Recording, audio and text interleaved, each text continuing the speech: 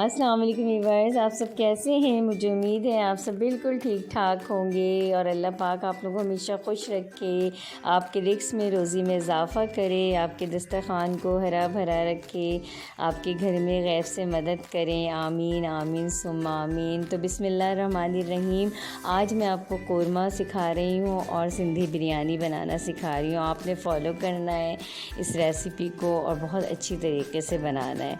अच्छा, इसकी प्याज सबसे ज़्यादा अहमियत रखती, प्याज काली नहीं होनी चाहिए, प्याज का रंग ब्राउन होना चाहिए।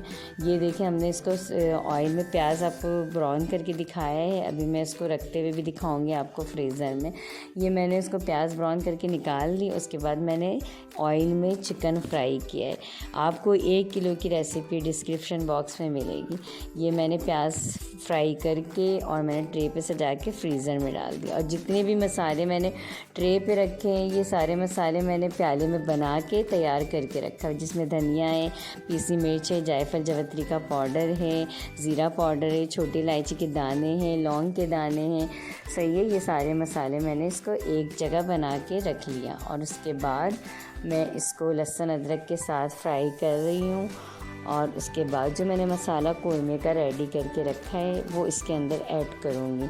और रेसिपी में मैं आपको सारी क्वांटिटी लिख दूँगी, ताकि आप उस क्वांटिटी को देखकर बनाएंगे तो बिल्कुल शादी वाला कोरमा बनेगा इंशाअल्लाह ताला। ये देखें आप, इसके अंदर मैंने मसाला ऐड कर दिया। ये देखें, सारे मसाले मैंने इसके अंदर ऐड कर दिए और मैंने इसके अंदर दही भी ऐड कर दी। और इसको मैं अच्छी तरीके से भूनूँगी और ये भून जाएगा। भूनने के बाद मैं इसमें धीमी आंच पे रख के थोड़ा सा दही, जब अपना पानी उसमें आ जाएगा, दही का पानी, तो फिर मैं इसमें हल्का सा, जब ये उतारने लगूँगी तो फिर मैं इसके अंदर प्याज ऐड करूँगी। अभी मैं इसको भून रही हूँ अच्छी तरीके से। ये देखें, इसकी भुनाई हो गई। अब इसे मैं धीमी आंच पे पकने के लिए रख दूँगी। और प्याज को आपने हाथ से चॉप करना है, फ्राई प्याज को। ये मैंने हाथ से फ्राई प्याज को चॉप किया, उसके बाद इसके अंदर ऐड किया है। और ये मैंने थोड़ी सी दही के साथ ऐड किया, इसलिए इसका कलर आपको वाइट नज़र आ रहा होगा, लेकिन दही के साथ पीसना नहीं है। तो ये देखें, बिस्मिल्लाहिर्रहमानिर्रहीम। ये मैं पता है आपको बिरयानी की रेसिपी बता रही हूँ। ये ऑयल में मैंने चिकन फ्राई किया और इसका प्याज भी मैंने पहले से ब्राउन करके अलग से निकाल के रख लिया है। ये मैंने प्याज फ्राई किया और उसके बाद प्याज फ्राई करने के बाद निकाल के मैंने उसको रख दिया। उसकी प्याज आप चॉप करके ना भी डालें तो ऐसे चलेगी, मतलब आप इस तरह से भी ऐड कर सकते हैं। सिंपल प्याज को फ्राई करके रख लें और उसे बाद में ऐड करना है आपने। ये देखिए, मैंने चिकन के साथ लहसुन अदरक का पेस्ट डाला और सिंधी बिरयानी मसाला मैंने इसमें इस्तेमाल किया है। कोई सी भी आप ब्रांड का सिंधी मसाला इस्तेमाल कर सकते हैं। तो ये सारा मसाला मैंने इसके अंदर ऐड किया। और अगर आप मेरी रेसिपी से बिरयानी बनाना चाहते हो तो आपको लिंक डिस्क्रिप्शन बॉक्स में मिल जाएगी। मैंने इसमें आपको बिरयानी बनाना भी सिखाया है मसाला, तो आप वो मसाला भी ऐड कर सकते हैं। ये मैंने मसाला डाल के इसको भून लिया अच्छी तरीके से।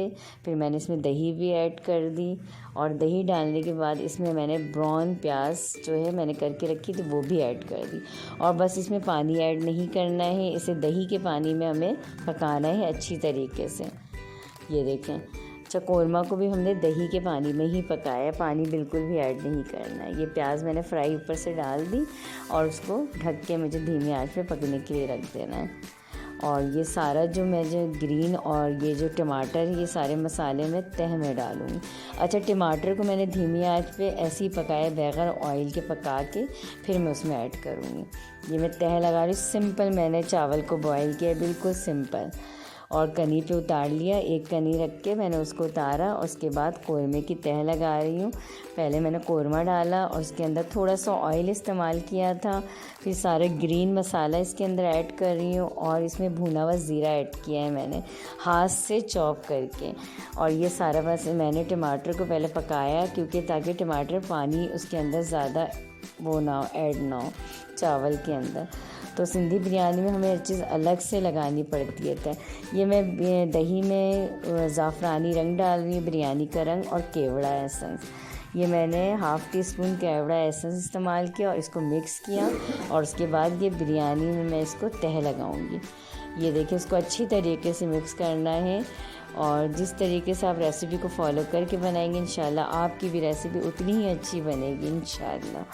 तो ये देखें आप, मैंने इसके सारे कलर जो बनाया था दही के साथ वो इसके साथ ऐड कर रही हूँ।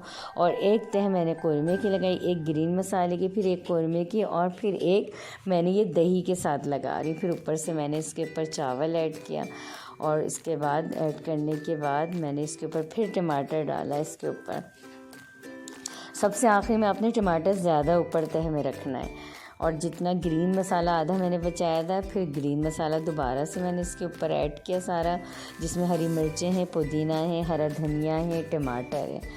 सही है कि सारी चीज़ों को मैंने ऐड करने के बाद उसके बाद ऊपर से मैंने इसके अंदर ऑयल के साथ कौरमा वाला जो ऑयल था जो मैंने तैयार करके रखा था बिरयानी का कौरमा, वो इसके ऊपर आखिरी में दोबारा से मैंने इसको ऐड किया और इसको मुझे दम पे लगा देना है।